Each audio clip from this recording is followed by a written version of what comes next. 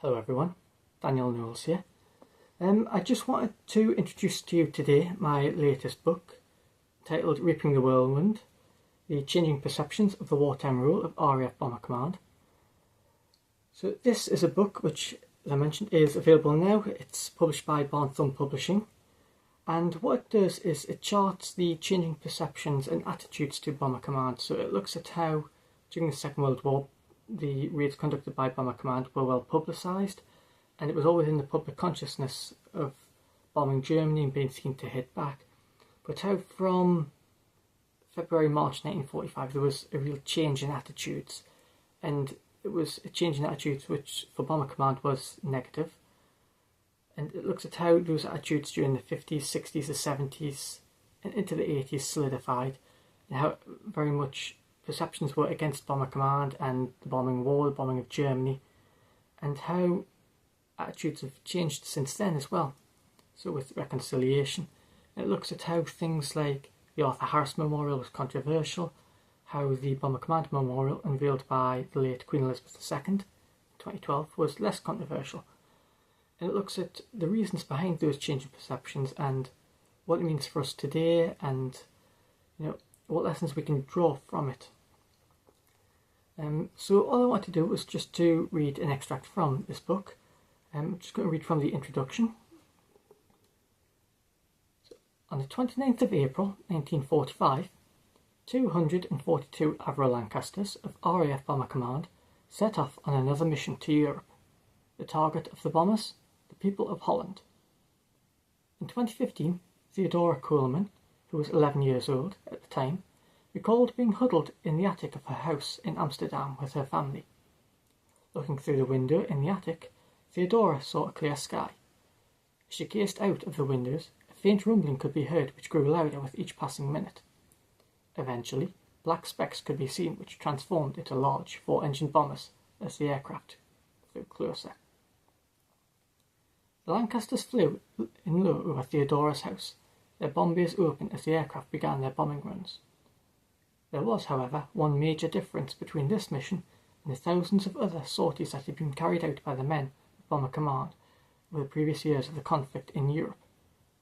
The men of Bomber Command were on a mission of mercy. No bombs were carried.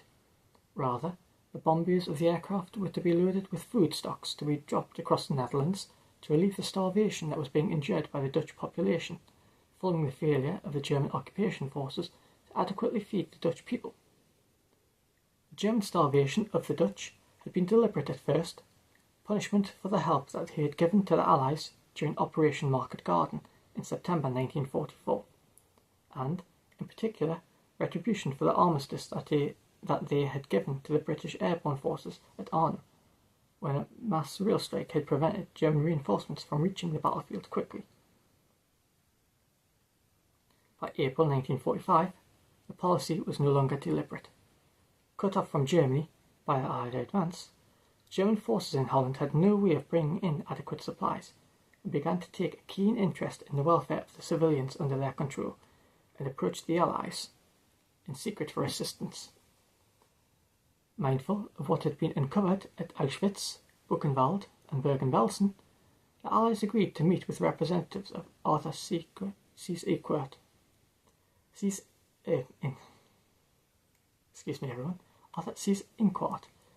German Reichskommissar in Holland, to discuss the problem. Agreeing that the problem was urgent and that something needed to be done, the Allies elected to begin dropping food into Holland, trusting that the Germans would not oppose them. Theodora Kuhlmann was not alone in witnessing the Lancasters on their mission of mercy. Journalist J.J. Ratgevier was eating a meagre lunch with his family in The Hague when the aircraft arrived overhead. He recalled, "We stared at each other, bombers on a Sunday. I looked outside, and there I suddenly saw over the roofs 2 bombers, which roared like heavy cockchafers to the west. My youngest daughter began to cry and asked anxiously, 'They won't do us any harm.' But we understood suddenly. Those are Allied planes that bring us food. We left our meal, raced outside, waved with hats, shawls, flags, sheets, with anything, to the planes, which, by now, were thundering over our streets. in an interminable stream. In a flash, our whole quiet street was filled with a cheering, waving crowd, and the elated people were even dancing on the roofs. Many had tears in their eyes. Others could not utter more than a few inarticulate cries. Another who witnessed the approaching Lancasters was an anonymous 10-year-old boy who recalled years after the war. On a bright, sunny morning, when I was playing or reading in my attic room, I heard the unusual nightly sound approaching. But this time it was very unusual. It was broad daylight. The sound grew louder and louder. The attic trembled, and a moment later a dark shadow flashed past the window. I rushed to the window and must have been stunned. There they were, Lancasters, the first time we could see them. I thought they would fly straight into the room. They were at such a low altitude, and one after another they roared over the houses. In the distance there were many more. Coming from the east, the Lancasters flew in loose formation over the Hague. They were over the whole town. I could not count them. It was one broad, mighty stream of aircraft, many more than 100. Far away in the direction of Milefield, an ancient tournament field, one could see clouds of dark specks falling from some of the aircraft. I did not understand what that could be, and at that moment it did not matter at all. While witnessing the Lancasters conducting Operation Manna, the young boy was seeing firsthand a sight rarely seen in the 6 years of war, the bomber stream of RAF Bomber Command, a sight usually hidden by the darkness of night. 4 years earlier, on the 14th of July 1941, in the wake of the Blitz, Prime Minister Winston Churchill delivered a speech before the London County Council, in which he informed the British people that Britain would start to hit back at Germany. We will mete out to the Germans the measure, and more than the measure, that they have meted out to us. The British tool to mete out the measure to Germany, RAF Bomber Command. On the night of the 13th and 14th of February 1945, just less than 3 months before the end of the war in Europe, 796 Avro Lancasters attacked the East German city of Dresden. The mixture of high explosive and incendiary bombs dropped by these aircraft created a firestorm that wrought great destruction upon the city, nicknamed Florence on the Elbe, that has since been described as an act of brutal vandalism. The destruction of Dresden was met with a backlash in popular opinion towards Bomber Command, and led the British people to question the reasoning and morality behind Bomber Command's role in the war against Germany. During the years of the Second World War, the people of Germany and other European nations suffered great torment and fear as their homes became the front lines, as Bomber Command and the US Army Air Force carried the war to Germany. Following the cessation of hostilities, roles reversed and the airmen began to suffer, as their role during the war was looked upon unfavourably and with great distaste. One of the aims of this book is to answer why this occurred. What the following pages seek to do is to provide an analysis of the way in which perceptions of and attitudes to the role played by Bomber Command have changed in the years following the end of the Second World War. In this, the perceptions of the role of Bomber Command and its operations during the war years will form the first part of the book, with the changing perceptions in literature, the media, and in television and film forming the largest portion of the following pages, as they are the three main reasons for the change in perceptions and attitudes to the role played in the downfall of Nazi Germany during the war by Bomber Command. Also analysed are the impact that casualty figures have had on the perceptions, with the final portion of this book seeking to analyse whether or not Bomber Command realistically could have conducted its campaign differently. Perceptions toward Bomber Command form the basis of historiographical and public debate, as historians and non-academics alike have sought to voice their opinions on the air war over Germany and on Bomber Command's role in the downfall of Nazi Germany. In the 8 decades following the conclusion of the Second World War in Europe, numerous pieces of literature have been written on the subject of Bomber Command, the men who flew, and on the bombing raids that were undertaken. These pieces of literature have included official histories such as Charles Webster and Noble Franklin's volumes entitled The Strategic Air Offensive Against Germany, 1939 to 1945, memoirs of former aircrew like that of squadron leader Peter Russell, flying in defiance of the Reich, and analyses of specific aspects of the bombing campaign, such as Alan J. Levine's The Strategic Bombing of Germany, 1939 to 1945, James Holland's The Dam Busters, The Race to Smash the German Dams, 1943, and Keith Lewis' Inferno, The Destruction of Hamburg, 1943. In their respective works on the subject of RAF Bomber Command and the bombing war over Germany, historians and commentators have sought to outline the bombing campaign and to offer critiques of bombing policy.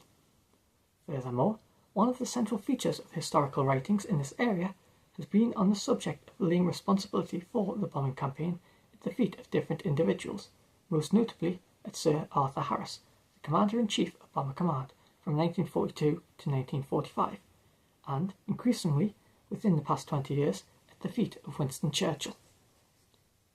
Like literature in this field, media articles have sought to critique Bomber Command's wartime record and have proved to be a strong voice in advocating that the bombing war was, and still is, a blot on Britain's wartime record. In addition to this, the authors of media articles have been stronger than their literary counterparts in condemning the bombing campaign and those who partook in the bombing of Germany, whilst also serving to cement the idea that the destruction wrought upon Germany, as well as the seemingly unnecessary destruction of German cities, was brought about by one man, Sir Arthur Harris, which has led to Harris being deemed a war criminal in some circles. Bomber Command has also not been neglected in the realms of television and film, which, like literacy and media publications, have served to outline and offer an overview and critique of the bombing campaign as carried out by RAF Bomber Command during the Second World War. There are, in essence, two underlying themes in the existing literature and media publications on the subject of Bomber Command. The first centres around the morality of bombing. Should certain cities, such as Dresden, to name but one example, have been subjected to an attack of such magnitude so close to the end of the war? And, ultimately, what did the destruction of Germany's cities achieve? Did the bombing of Germany by Bomber Command and the 8th Air Force and the 9th Air Force of the US Army Air Force serve to shorten the war? The second underlying theme concerns who, if anyone, should bear ultimate responsibility for the bombing war. As noted above, literature and media articles on this second theme are fairly prominent in writings on Bomber Command's war. Since this book examines the way in which perceptions of Bomber Command's role have changed in literature, the media, and in film and television, a range of sources have been used. Literature on the subject of Bomber Command is widespread. Here, in order to illustrate the change in perceptions, historical and scholarly works are examined and contrasted. In addition to this, in an attempt to illustrate the cultural impact of Bomber Command, its role during the Second World War, and the way in which its bombing campaigns has been perceived, novels and comic books have also been drawn upon.